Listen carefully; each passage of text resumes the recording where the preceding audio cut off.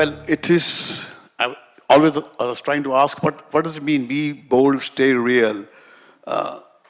So there's some kind of a heading which has been given and we are supposed to talk around that. I was reading Raghavendra ji's book this morning, which is supposed to be released after the session. And the very first chapter was a chapter on India's greatest filmmaker, Adur Gopal Krishnan ji. And I think in that chapter, when Raghavendra summed up what Adur kind of spearheaded, a kind of cinema movement which died a slow death, gave the reasons for that, and he explained that it was because A, it was not commercially viable, and B, state patronage could only push that kind of cinema till a particular point. And the kind of products that were being made by what is called the alternate independent art house filmmakers was not up to the standards of what was being manufactured globally. So that is why it kind of slowly went into oblivion. I come from a family of filmmakers. My father was a filmmaker. He came into the world of movies when sound came. And for us, filmmaking was a way of making a living. I come from a family of filmmakers, and for me, I remember ever since I got conscious, the only thing that I know was my father always saw filmmaking as a means of making a living. It's much later when I got great comfort when I heard the great Charlie Chaplin say that I joined the movies to make a living and you guys make it into an art. So we were very clear that for us it was a means of making a living. But within the matrix of what was called popular mainstream cinema, we saw that there was enough elbow room to do something which was path-breaking. And I was very glad to see in Raghavendra's book that he did refer to one of the greatest entertainers, entertainment figure, icon of India was Raj Kapoor sir, who operated on the same kind of maxim that ultimately it has to be patronized by people. Bold cinema. The first time I did something bold in my life, which is 40 years as a filmmaker, I began when I was 22, 21, 22, was when I made a film called Earth. I had three problems when I made what I considered within the matrix of popular cinema bold films. Earth, which dealt with the story of a woman who finally gets the courage to stand on her own 2 feet, however shaky they are, and asks the question to her philandering husband that if she had done the same thing, would he accept her? And he says no, and she says goodbye and walks away and doesn't jump into another man's bed. Something changed within me and when I was making that film, and when it released, it changed Indian cinematic landscape also. But that film took a year for me to market. All the know-it-alls of the industry, and I'm talking about sympathizers, well-wishers, said that with this kind of an ending in a country like India, you are creating a disaster. And they were wrong, the audience was right, the audience embraced it, and it still endures in the consciousness of people. The second one was a film called Saransh, which was made for the Rajshri home. It dealt with the aging old man who's reeling under the aftershock of the death of his son, who negates the theory of reincarnation and says this is the only life we have. I had to lock horns with the great Talachand Bharjatia, who was the head of Rajshri enterprise, who was a big figure in the Aurobindo ashram. And he believed in what the sages and seers of India had talked about, of reincarnation and permanence, the entity called, something called the soul, which endures after death. And I questioned that in that film. I had to lock horns with him, and I did not blink. And finally, I had my say, and the film got several awards abroad. And it's the kind of film which will be there in my obituary. And the third one was Zakham, which was my last directorial film, which dealt with my own Muslim mother, Hindu father, and my own traumatized past, which I made in '98 when the NDA was in power and the right-wing political parties were even in Mumbai. And everybody said, you're committing suicide by making that kind of film in these times. But that was the time I had problem with the state. Made me run from pillar to post and made me correct a few things, like I had to paint the saffron bands which were worn by the goons into grey through digital technology in 1998. And it cost me 50 lakhs rupees that time. Otherwise, the film wouldn't see the light of the day.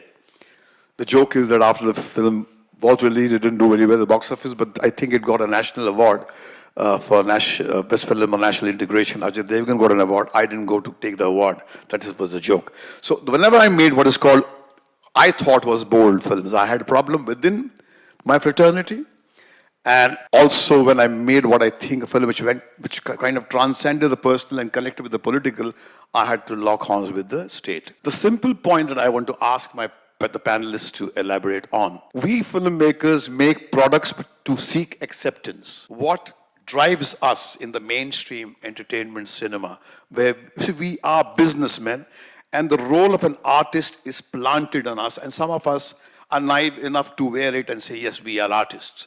But the fact is, when somebody comes and gives you money, when Dhoom is made by him as a director, he is supposed to ensure that he at least recovers that investment that is made. Otherwise, he won't be allowed to enter the door the next time. So we all make products we seek acceptance. So the point being is, the question I want my panelists to elaborate is, unless you endorse, defend, and perpetuate the value system which is entrenched at the moment, the chances of you getting popular success and even so-called applause by the czars and the tsarinas of culture at that time is slim to none.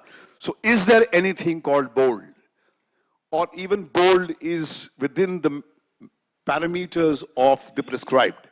So is in what is called in mass entertainment medium, is it ever going to make a product which says, I give a tinker's damn what the consumer thinks about it?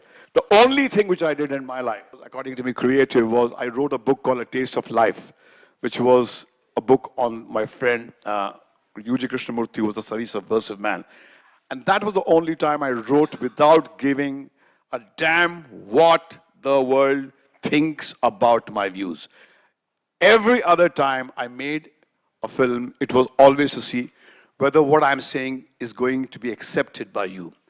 So there was a kind of a subtle exploitation that was there. So I was never bold enough to be completely irreverential. I was conforming to the value system, what I thought was prevalent.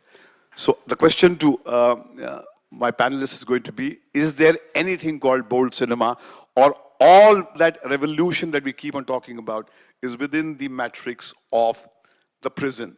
So I will begin with Raghavendra ji. Mahesh, thank you very much. Can I go somewhere else rather than see my... Try and bring it to the... Yeah, please. The thing is, there's one thing for a filmmaker to be bold within a certain paradigm, okay? There's another thing for cinema itself to be bold.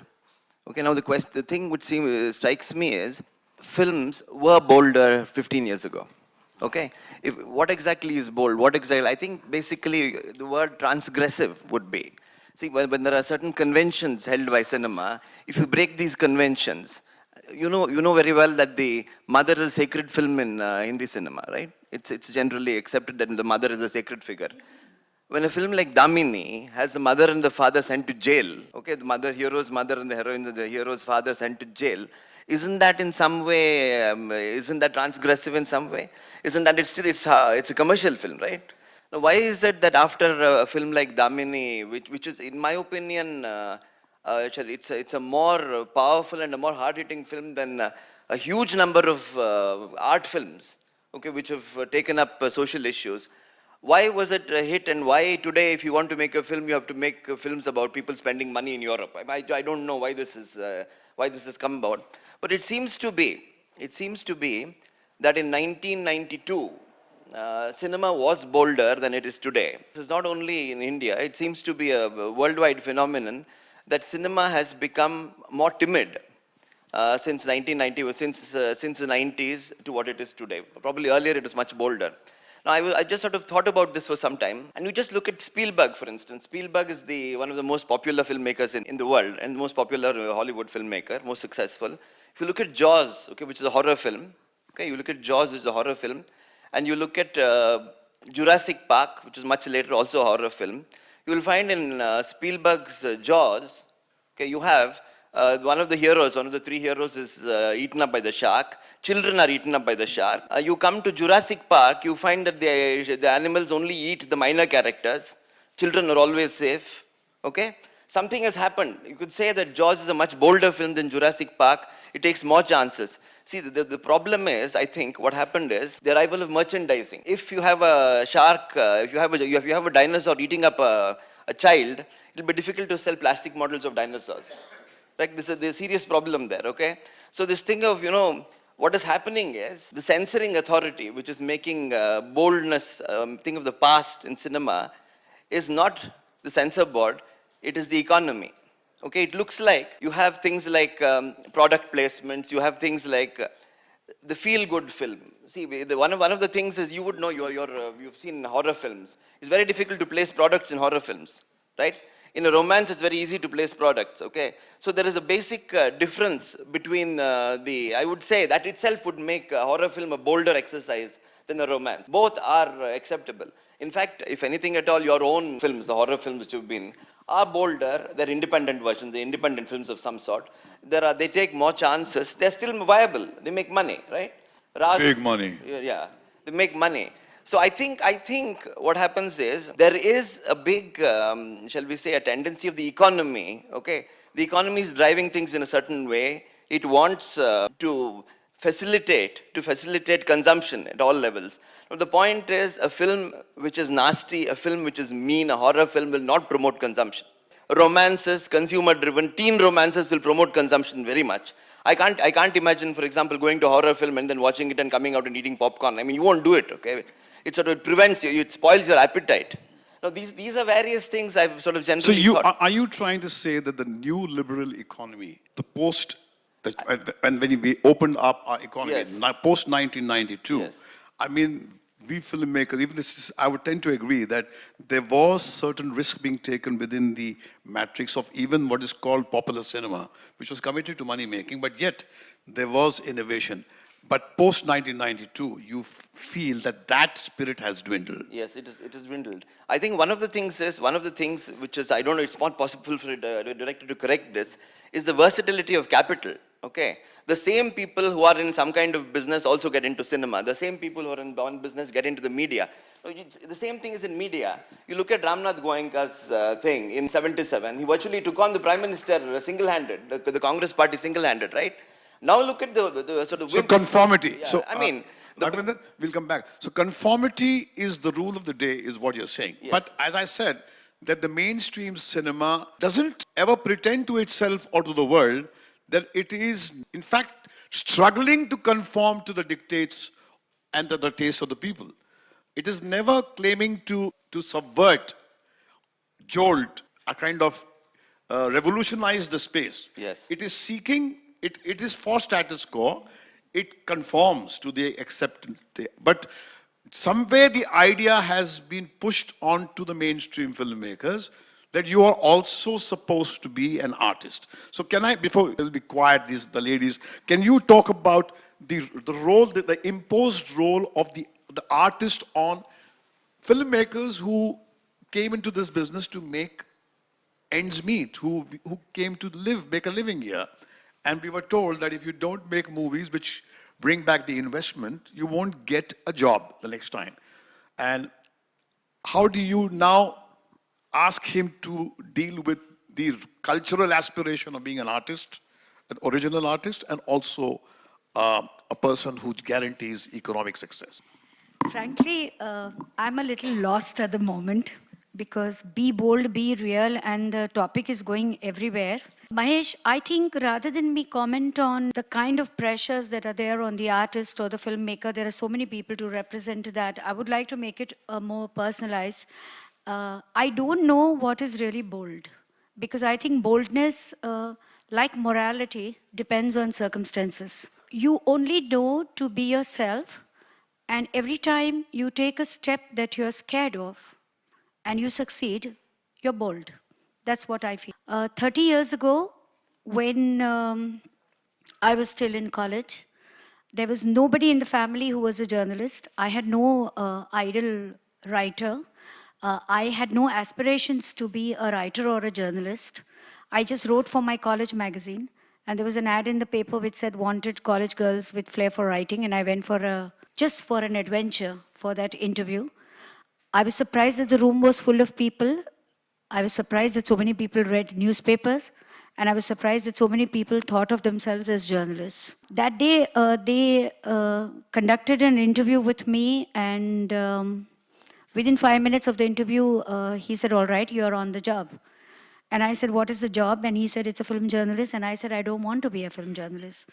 So they thought I was very egoistic because they thought I was wasting their time. And I came home. My parents were traveling abroad, and they started calling me again and again, asking me to rethink my decision. I told them that my mother said I can't do the job because my mother doesn't want me to interview negative villains like Amjad Khan and Ranjit. So they said that, okay, ask your mother what are the problems, why you don't want to do the job. So I asked my mother and I said that they are asking, what are your problems? So my mother said, you will not interview Ranjits and Amjad Khans. You will not do any interview after 6 o'clock. You will be home. You will not travel out of the city, and you will not go for a party. So I said, my mother said 1, 2, 3, 4. They said, everything that your mother says, we will agree. So it was literally like Mahatma Gandhi's mother putting all the conditions on him before he went to South Africa. The reason I'm telling you this story is not for my autobiography, is to make you understand that you come from a different circumstance, you come from a different mahal. Everything that was a taboo that I was exposed to was in abundance in show business. I had never seen a beer bottle. I saw bottles. I had no member in the family or even remotely anybody connected to me who smoked. Everybody around me was smoking. Slowly, you get used to it and you get accustomed to it, and you make space for everybody. So when somebody told me that this particular actor is on drugs, I said, okay. That particular actor drinks on the side, so I said, okay. That particular married man is involved with another woman, I said, okay. I will not do it, but if they want to do it, I'm okay. Similarly, that happens with the kind of movies that you're seeing. You hear backstories from filmmakers about how hard he worked and the film bombed because he had put so much money into it. The kind of stories are perpetuating even today. Every time I do a film review and I'm harsh, I'm told, do you know the kind of effort I have put into it? You are so insensitive and you are canceling my efforts so So quickly. the question, are we making bolder films today? Raghavendra ji says that prior to 1992, we were. I Now don't think we so. are not. I don't think it can be so compartmentalized and said that then we made progressive films, now we make regressive films, or then we were very traditional and now we are very Okay. modern. In every decade, there has been a rule breaker. Not one, many. It was there in the past, progressive as well as regressive. Today also, there are progressive and regressive filmmakers. Then people took great risks. Now people take great risks. Then movies were made in very small budgets. Now movies are made in very small budgets. You can't say anything specific. Okay. Rahul, every decade, she says, creates a iconoclast or a person who breaks, reinvents perhaps the idiom. I was telling somebody the other day that it took guts for me to reinvent myself every decade. In 80s, I made a Saransh and an Arth. In 90s, I made an Ashiki and a Dilagamantani. In 21st century, I made a Murder and Jism, and everybody said, the purists said, oh my God, what a fall. I said, that was not a fall, that was an evolution. I was reinventing myself. So the dictates of the purists becomes your stranglehold. That's what I'm trying to say. The purists also lay down the do's and don'ts. That if you cater to my sensibility, that means you are exalted and evolved. As long as you cater to my taste buds, we will applaud you and give you the Bharat Ratnas and the Padma Shris and call you an evolved filmmaker.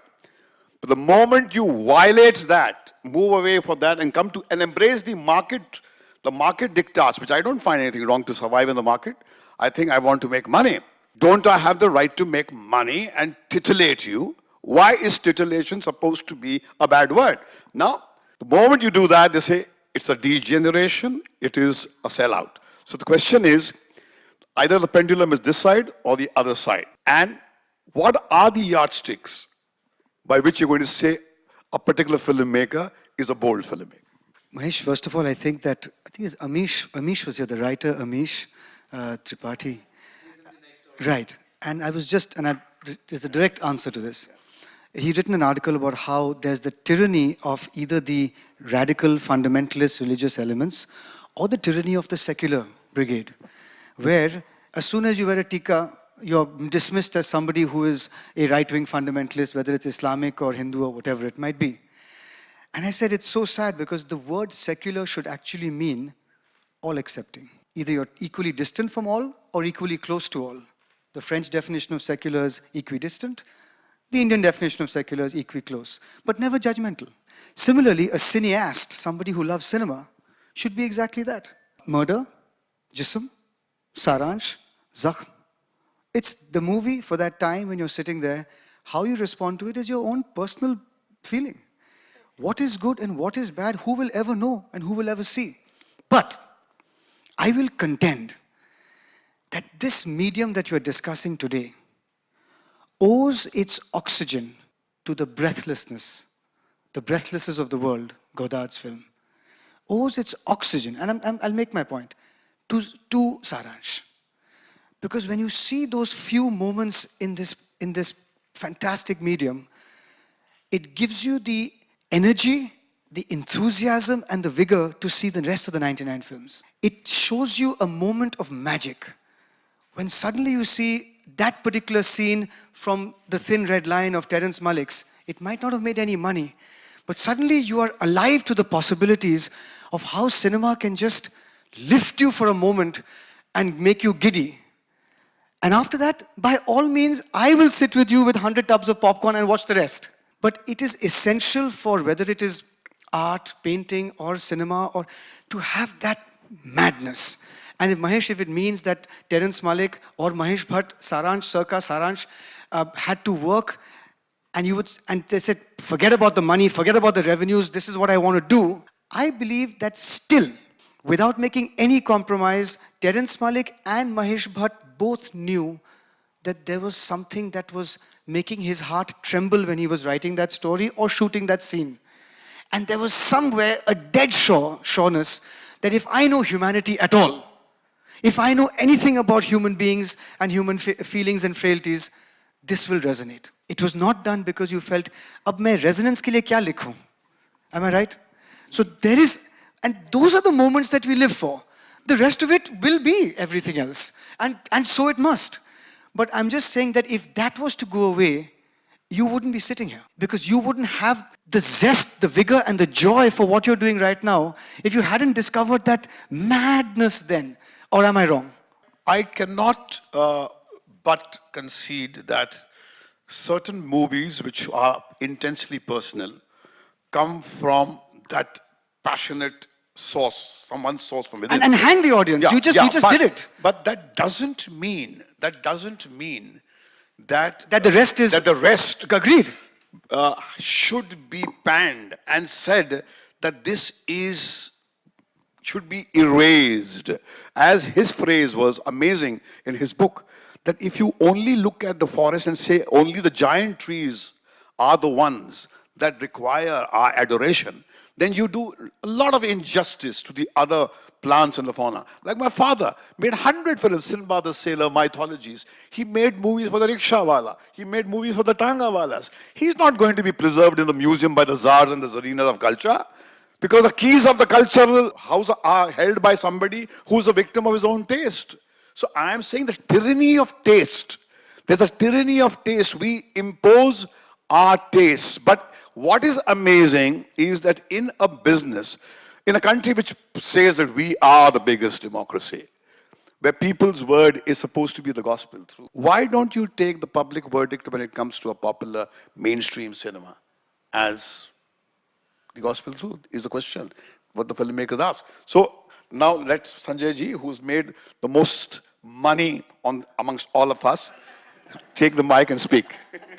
Before that, I must say that this is the biggest audience that I've ever spoken in front of, or any of my films have ever. So, if Mahesh wants a full house, for me, this is a blockbuster. Hi to everyone. After listening to so many things, just want to say that I agree with one of the things that Mr. Bhatt said. That the first thing I said to myself, and that's why I agreed, that I have to deliver a film for the producer, and so that he recovers his investment and makes a huge profit on it. I should do such a good job that he can make part 3, 4, 5, 6, 7, 8. Boldness, I mean, I looked up the meaning of the word in the dictionary before coming, so you just check, because you're using so many words nowadays, we forget the true meanings. And it said in the dictionary, in the one of the, come into a non-fiction book, in the dictionary. Confident and courageous is the simple meaning. Boldness in films, I think, it would be interpreted on two levels. One is what is the bold step for that filmmaker at that particular time in his life and the market vis-a-vis. And the second thing is what would be considered bold by the people and the society. So maybe just to give you an example, which is again my point of view, that I think if one were a fly on the wall when Mr. Raj Kapoor was making films, and he would go down as perfect, one of the perfect blends of bold and pure commercial films, or films with a message and stuff.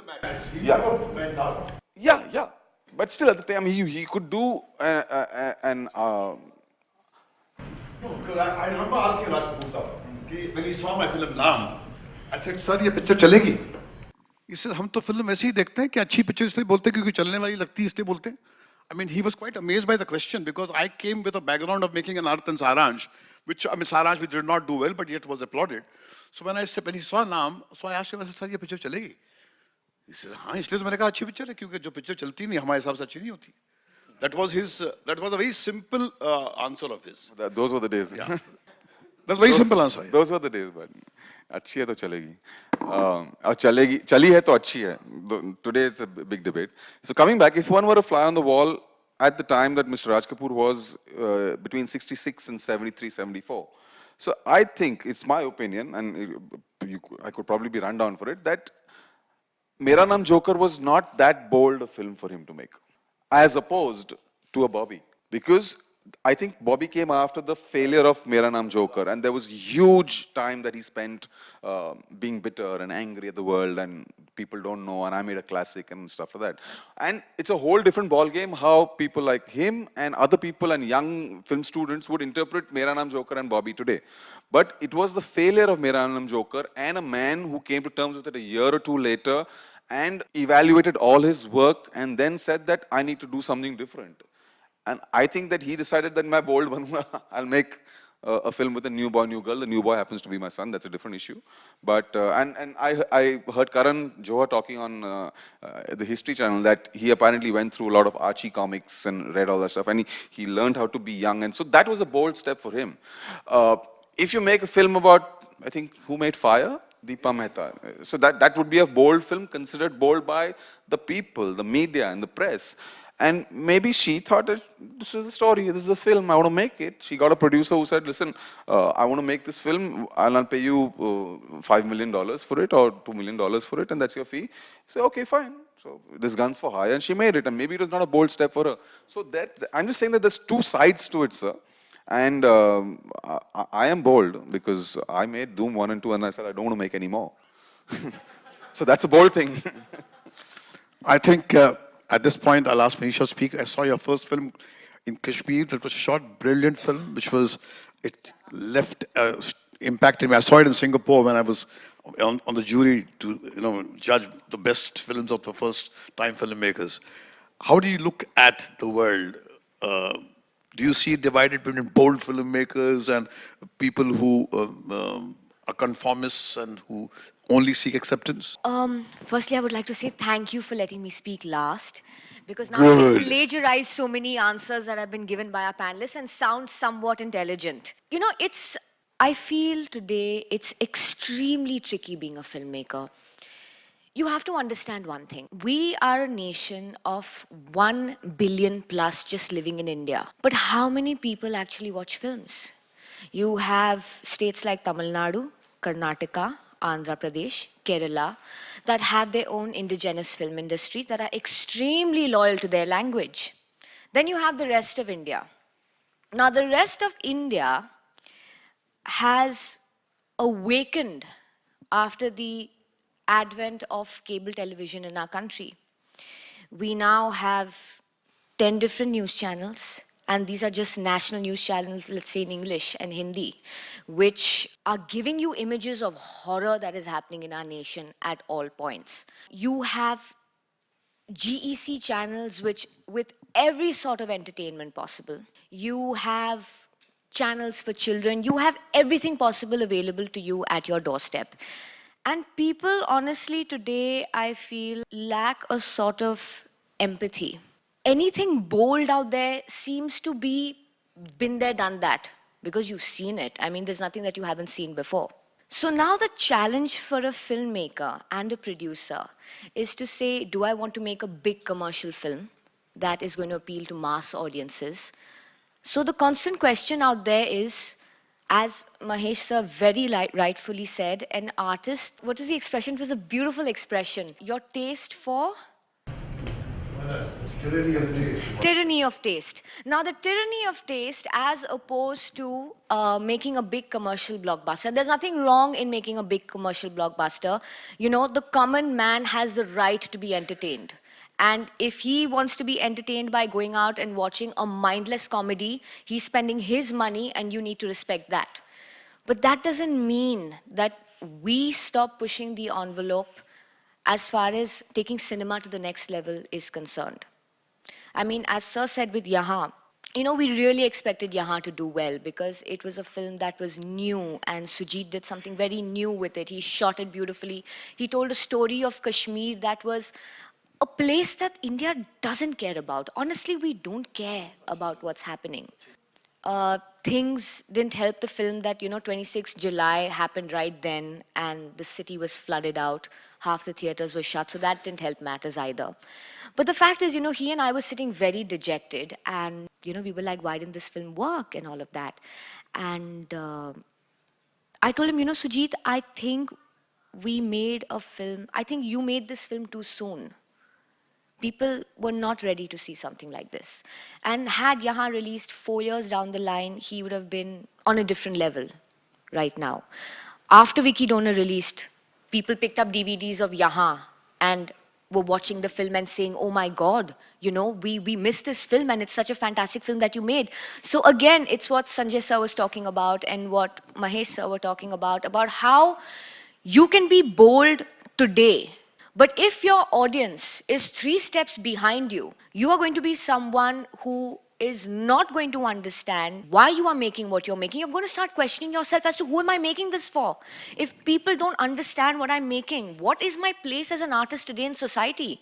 So you have to wait until your audience matures. You are 5 steps ahead. But for your vision to be realized, your audiences also needs to catch up with you. And our audience today is catching up. They're catching up slowly. Therefore, we can make the kind of films that we want to make, albeit we have to make them in a tight budget because we've got to say, you know what, I can't make this a very big film. It has to be smaller so that my producer doesn't drown, so that he doesn't have to sell his house, and tomorrow I can make another film. Because the cruel fact of this world, forget this industry, this world is, if you are successful, you have made something good and you've done well. And that success is only defined by money. Unfortunately today, the only parameter to define success is how much money you have made, be it a product that you've made, an invention or something. And I'm really happy to say that our audience is catching up. We can make the kind of films that we want to. We have so many makers out here that have taken out scripts from, under a pile of dust and said, I can make this today because our audience is catching up. Give it time. Understand that we have to give our audiences those blockbusters. We have to give them entertainment so that they can escape the absolute dullness that you see around you, the absolute horror. You put on any news channel and it's only bad news. I don't watch the news anymore, I'm just watching stuff that, keeps me distracted from all of that. So now I don't want to walk in a theater on a weekend at night, pay $200 for a ticket, another $200 for popcorn, and sit and watch something that I've been trying to escape all day long. So Minissha, you think that the audience has evolved now? it's presuming that they were not evolved earlier. I think it would be assuming that people in the bygone days were not as evolved as we are. Because I think the human heart has always been wise, and human beings watch movies with their heart. And if you see, as Raghavendra ji was saying, that the movies of the past, content-wise, were very subversive, were very irreverent, and they played that dangerous, stroke very often. I think that is something which, in the new liberal space, has stopped happening. I'm reminded of what a great filmmaker called Costa Gavras, the man who made Z, once told me, and I met him with Mr. Shyam Benegal at a party when he was here. And I had just made my first 3 films, and I was buzzing with vitality, and I was looked upon as the most subversive person that was there in this part of the town. And I asked him, I said, so what is your advice to a filmmaker? We were at the President Hotel, we were drinking. He says, listen, kid, make sure you get enough money to make your next film. I think that's the real world. That you make movies, and every time a film director is wondering whether he will get money for the next project that he has in his heart, which he thinks is worthy of being made. And I think this is a space I have been in 40 years, and I saw this discussion going on. When I entered, there was a new NFDC movement starting, and people were sitting down in Samoa and discussing about art cinema and mainstream cinema. And there was this saying that my cinema is better than your cinema. That this is an endless debate. And I think it will continue this debate will continue, and that's the way it should be. But what is important is that today, I think, because of technology, there are independent voices which will get more and more opportunity to sing their song. But the problem is now whether these movies will find exhibition. That is becoming another problem. The problem of the so-called alternate cinema movement was they were denied the exhibition. They couldn't get screens. You may make the best films. You can go to the best, get the biggest award at the festivals, and come back with the best media support. But if you don't get screens, if the mafia out there, which shows movies, doesn't give you the screen, you can sit down there and keep on talking about how brilliant you are. And I'm reminded of what a great American filmmaker, Frank Capra, said. He said, look, you may be the most talented person, you may know everything about acting, you may know about everything about writing, but if you cannot scrounge and get a project together and see that it sees the light of the day, just forget it. So this voice comes from the midst of the time.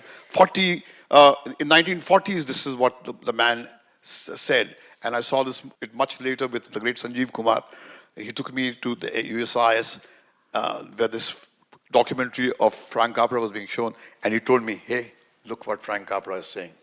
And those words suddenly erupted in my consciousness. He says, you may be the best writer, the best director, you know about everything about acting, but if you cannot scrounge and get a project together and see that that project sees the light of the day, just forget it.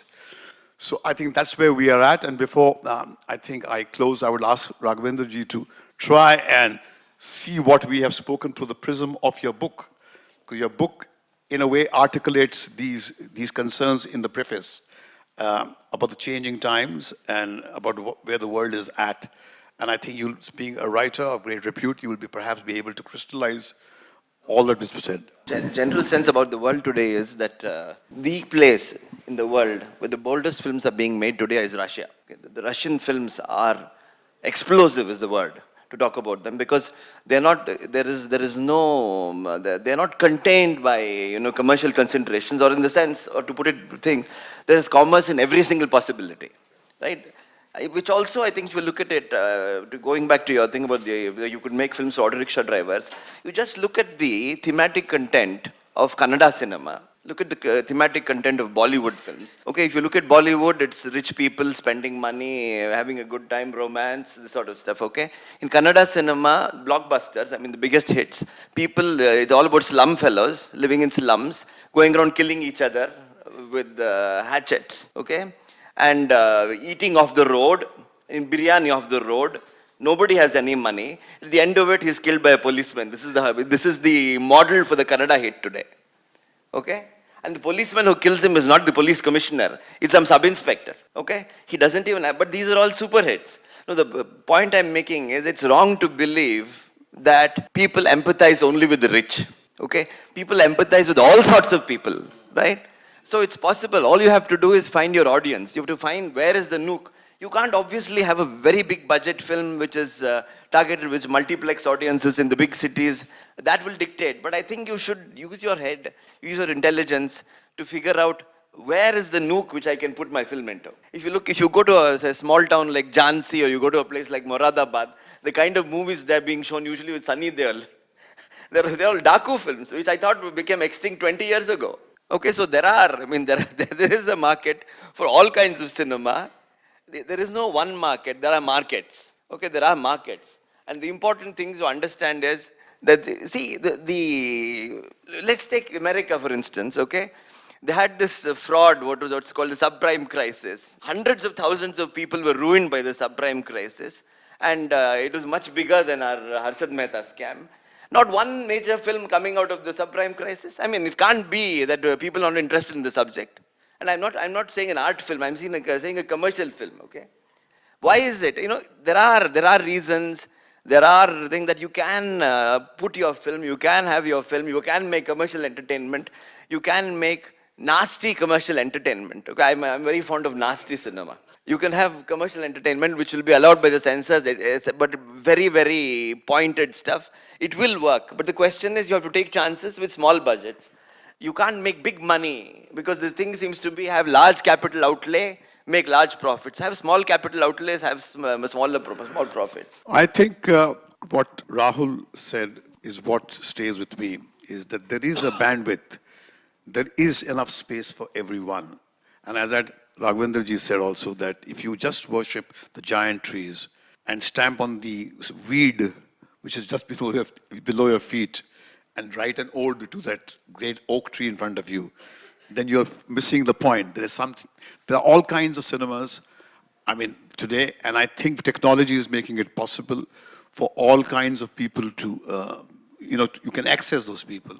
We are just about beginning to organize, our landscape, but it's changing in the blink of an eye.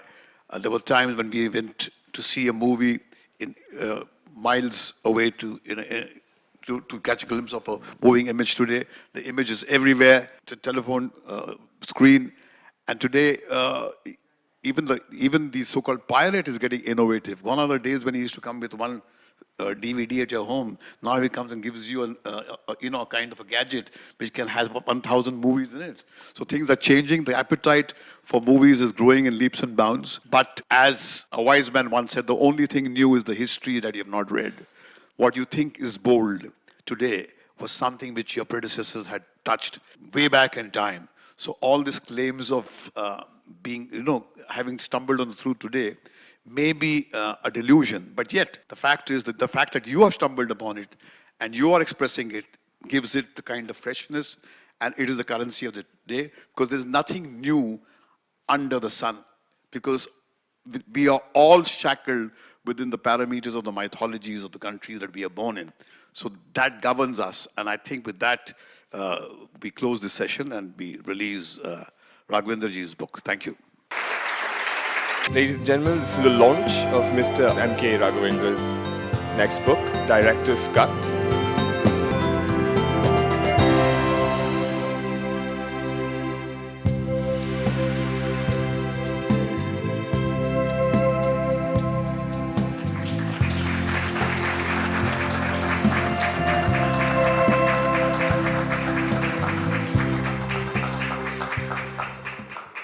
We had a contest running on social media where the winner could get a signed copy by M.K. Raghavendra and Mr. Bhatt, and he wanted to ask you a question. Vishesh Films has always been known as someone who has made realistic movies, the movies which are very creative and very fresh. But why has it recently gone into the sequel era? Why are one after the other movie that are coming from Vishesh Films are sequel? Why not a fresh idea like you used once while Earth, Sharans, Kartoos, your last directed movie? Why? Because it was a marketing need, and it achieved the objective that we had set up for ourselves. And since they were lucrative propositions, the market felt comfortable that instead, in this marketing age where to market a film is very, very expensive. Making a film is not so expensive. Marketing it is very, very expensive. So when you give a film a name which has worked in the past, it's easy to draw the consumer into the cinema hall. And that is the raison d'etre behind that. Okay, sir, and why you are not getting again into directing field? Why now only writing Because films and I producing? think I have sung my song and the page has turned. And if I was still directing, I wouldn't have made such a big hit called Ashiki 2. With myself, the younger director is doing a better job. Okay, sir, thank you. I'll say a few words about this book. Now, this is called Director's Cut, 50 Major Filmmakers of the Modern Era. Now, does anybody follow these lists? What are these lists? The 10 best movies of all times. Do you follow these lists? Are you in the habit of following these lists? Are you aware of this thing called the Sight and Sound? That's once in a decade. 2002, 2012, a list came out. The best, the greatest movies of all times. Have you seen this list? If you look at this list, there's one very strange phenomenon about this list, which is that the most recent film in the Sight and Sound 10 best movies of all times is in 1968. Okay? 68 is 2001 Space Odyssey, 62 is 8.5. I think there's one more film, I think The Searchers is 63 or so. There are only 3 films in the 60s. No film after 1970, 18, no films at all. Now why is it? Does this mean that with the advance of cinema, with the advance of technology, cinema hasn't got any better? Why is this so? Why do we still refer to a silent movie, Sunrise by Murnau, and call it the 5th greatest movie of all time? Why is this so? Has it anything to do with, I think the basic issue here is, that film history seems to have stopped after 1970 for some reason. Okay, film history was being written in various ways. The various ways in which could be written was one, attention to nationalities, attention to directors, attention to themes, attention to genre. These are the basic ways in which you can classify, you can write film history. And the nationalities, of course, would automatically privilege certain of the more powerful cinema nations like the US, like France, like probably Japan, 4 or 5 nations. The rest of them will be handicapped. Genre has got another thing, but seems to be that the most convenient one was director. Okay, the thing of the author, the director as author, the director's vision was the most important thing. This is the way in which cinema was categorized, is and was categorized. Okay. Now the problem is that the thing is that the camera, the director, as the central person who gives the orders, who decides, who organizes, he says the organizing intelligence, he's who's supposed to be the most important. He's who's supposed to be the most, and it's still considered the most. So now Bollywood seems to have gradually moved away from this because a lot of people have become producers today. The big directors, for example, people like, I think Karan Johar, people like Aditya Chopra, they've all become producers, they're not directors anymore. They direct very rarely. But the point is, this thing is that after 1970, there seems to be a thing that criticism is not being written. What is the reason for criticism being not written? It seems to be that gradually critical opinion is being eased out of the public space. It seems it's good for cinema. Criticism is good for cinema, it is not good for the film industry. Okay. There's a basic fundamental thing that criticism might hamper the shall we say, the receipts of movies. Okay, what their gross is going to come down if critics are generally. In fact, it was said that Tynan, when he wrote on theatre, could close down a show within 3 days. No, nobody wants a show to be closed down within 3 days. Okay, so gradually, what has happened is you used to have people like Pauline Kael who used to write about very vicious, very nasty. Okay, I remember one statement of hers about a movie called Marooned, where they had Gregory Peck, David Jansen, and Richard Crenna playing 3 astronauts. And her comment was, who in his right mind would cast these three in a movie when everybody knows they are the same person? Now, this kind of thing is out. You look at Roger Ebert, if you look at Ebert's writing, you will find that Ebert is a very, very mild-mannered person, okay? He has really nothing vicious to say. So gradually, and he's the only one to have got a Pulitzer Prize. Gradually, they've sort of become, everybody's become adjusting. Everybody's lying, if the relationship between critic and filmmaker is inherently one of hostility, okay, is the way it should be. Now it's become a kind of friendship. There's a sort of friendship between the filmmaker, which is not good for film criticism. But what happens is, if it's not good for film criticism, and no criticism is being written, how do you evaluate movies? You can't evaluate movies, right? You go to Cannes or some place like this, you go there, you find Cannes, it's a joke actually, in the sense that the kind of movies which get there, the kind of movies which win the first prize at Cannes, everybody, it's a kind of brand, okay?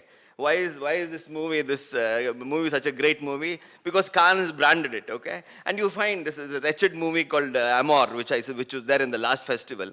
I mean, you come out, everybody is gaping, In the Goa Film Festival, people who were clapping when they announced Cannes prize winner, they're not interested in the director, they're not interested in the movie, they're interested in Cannes movie winner, okay?